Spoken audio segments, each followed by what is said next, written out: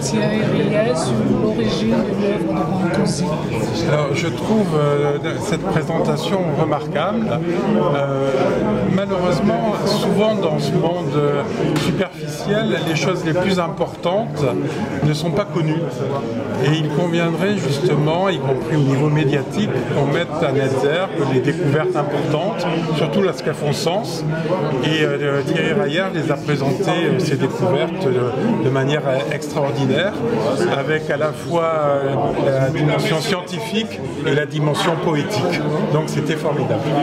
En quoi cette découverte peut changer votre regard sur l'art moderne aujourd'hui? J'ai toujours considéré que l'art était la fabrique du monde et qu'associée à la science, elle permet d'arriver à nos fins pour justement changer la donne. Et aujourd'hui, dans un monde qui marche sur la tête, où il convient d'aller vers une réelle rupture de paradigme, conciliant business et humanité, art et science, eh bien, je trouve que ce type de découverte est phénoménalement importante. Merci beaucoup. C'est David Kadragi, l'ami de Thierry Reyes. Je l'ai accompagné quelques moments durant son travail. Et on avait des échanges, tout ça. J'étais au courant de tout ce qu'il a fait, j'ai participé un peu. Et je pense que c'était bien réussi.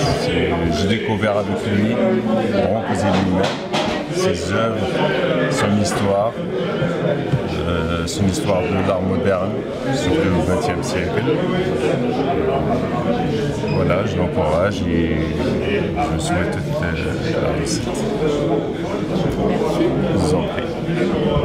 J'ai trouvé le propos de Thierry, je ne me souviens pas de son nom, Thierry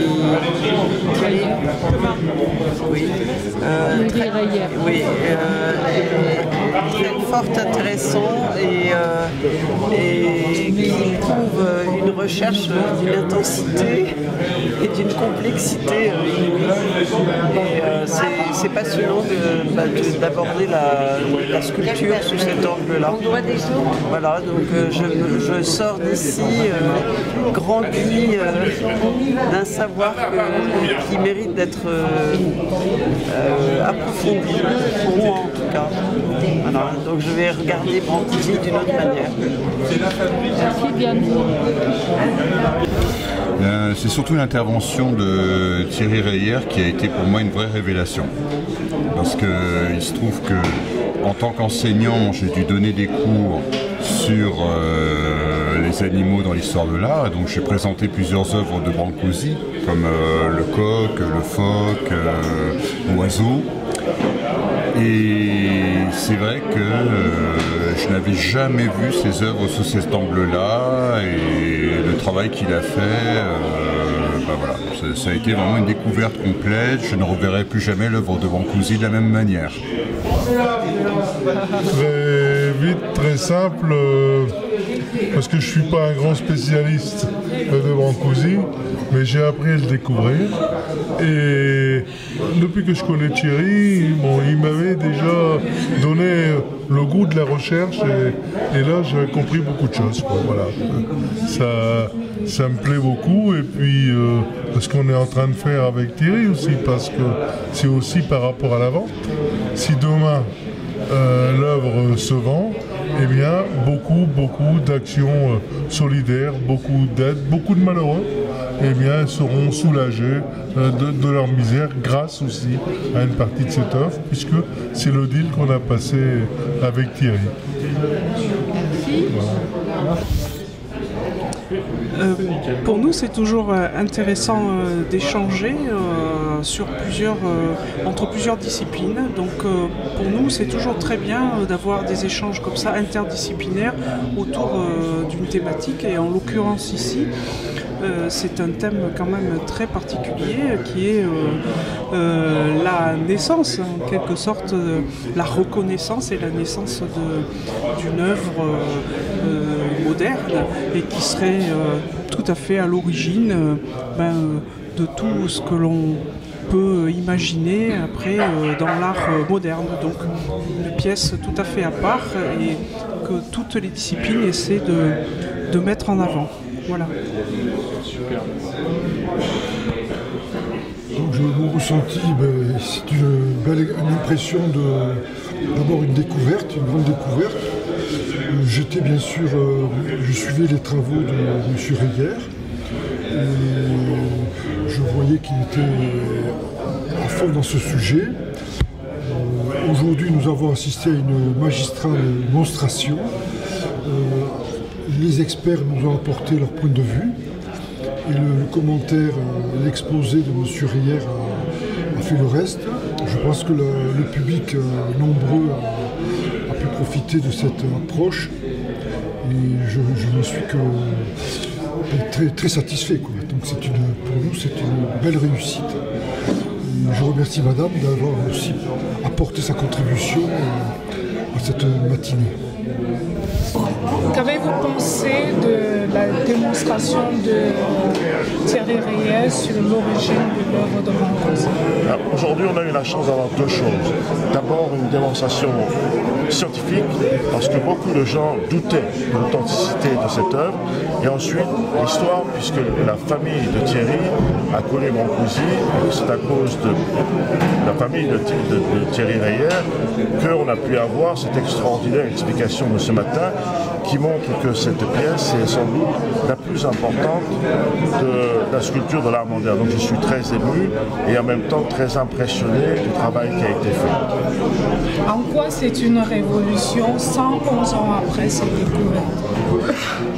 Parce que quand on parle de la sculpture jusqu'à présent, les gens sont des copieurs, c'est-à-dire que Brancusi dit qu'il a fait du beefsteak.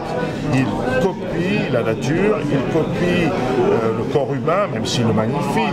Personne n'a les pectoraux du David que l'on voit à Florence. Mais quand même, on voit bien que c'est le corps humain, ou le visage de la femme, ou des fleurs, ou des fruits. Lui, Brancusi, dit, moi, ça ne m'intéresse pas. Ce que je suis, moi, c'est l'homme qui peut voir dans la pierre ou dans le bois ce que la pierre et le bois veulent me faire dire. Et donc, ce n'est certainement pas la beauté, ce n'est certainement pas l'harmonie, c'est ce que ces forces très puissantes et très obscures me font faire. Donc, d'un seul coup, on découvre un art qui n'est pas figuratif, qui est abstrait, mais qui en fait touche très profondément à l'intérieur de nous-mêmes. C'est ça qui est très important. Et la première pièce de toutes, c'est évidemment le baiser de 1905 que nous avons vu aujourd'hui. Merci beaucoup. Et je dois dire que grâce à lui, je suis Christine Spengler, photographe et écrivain. Et j'ignorais ce que j'allais découvrir aujourd'hui. Et grâce à cette extraordinaire réunion, et surtout à Thierry, je crois qu'il m'a communiqué un amour et une passion pour Brancusi. Et je n'ai qu'un désir immense, c'est d'aller vite découvrir ce fameux baiser qui a inspiré tant de grandes sculptures contemporaines. Merci beaucoup. Merci à tous. Et c'est quoi la découverte alors? Oui. En quoi ta découverte aujourd'hui révolutionne le regard sur l'art moderne? Alors en quoi? Tout simplement parce que cette œuvre a été cachée déjà par le sculpteur roumain pendant 111 ans, elle a été cachée. Cette sculpture est la pierre angulaire de toute l'œuvre de Brancusi, comme je disais pendant le colloque, c'est-à-dire que la quasi-totalité des œuvres de Brancusi ont été créées à partir de cette œuvre. Cette œuvre est initiatique. Grâce à cette œuvre, on comprend l'histoire de l'Égypte antique. À ce propos, une preuve supplémentaire comme quoi l'art vient de l'Afrique, puisque s'il y avait encore un doute, parce que cette œuvre est aussi la première œuvre d'art moderne. Donc ce qui fait l'œuvre la plus importante aujourd'hui sur la planète, tout simplement parce que c'est l'art moderne qui est le plus recherché aujourd'hui par les acheteurs. Et quand on voit qu'une sculpture de Giacometti se vend 72,8 millions alors qu'il y en a 20 exemplaires, ça n'a aucun sens. Elle n'a aucun intérêt spécifique dans l'histoire de l'art et de l'art moderne, sauf d'être de Giacometti, bien évidemment, c'est une très belle sculpture. Et dernièrement, vous avez une autre sculpture, une autre peinture de Gauguin qui a été vendue et achetée par la princesse Qatari à 400 millions d'euros. Cette peinture était évaluée entre 30 et 40 millions d'euros. Elle n'a aucun intérêt particulier dans l'œuvre de Gauguin. Elle n'a aucun intérêt particulier dans l'histoire de l'art moderne, alors que c'était l'œuvre du Baiser 1905 et fondatrice de tout ça. Ça en fait l'œuvre la plus importante aujourd'hui au monde. Cette œuvre est non seulement fantastique, mais elle est incroyable par rapport à tout ce que j'ai pu expliquer sur son sens, tout ce qu'elle voulait dire, quoi. Donc je suis très heureux d'avoir découvert tout ça et je suis surtout très heureux de le faire partager et de faire connaître tout ça. Mais ce qui est important aussi de savoir, c'est que tous les livres qui ont été faits sur Brancusi les personnes n'ont rien compris au sens de l'œuvre de Brancusi. Chaque sculpture indépendamment a mal été interprétée et la raison de la création de Brancusi n'a pas du tout été comprise. Donc il n'y a aucun livre aujourd'hui qui est cohérent par rapport à ce qu'est l'œuvre de Brancusi.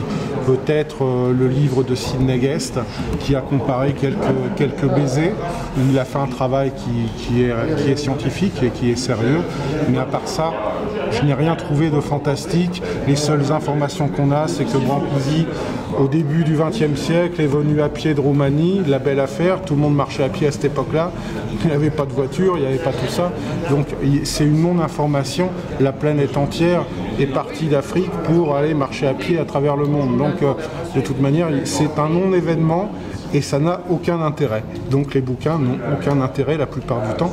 Et ce qui est malheureux, c'est que tous ces gens qui écrivent des bouquins sur l'art ou sur l'histoire réécrivent par rapport à ce qu'ils ont lu. Donc si vous avez une erreur, cette erreur est refaite à chaque fois.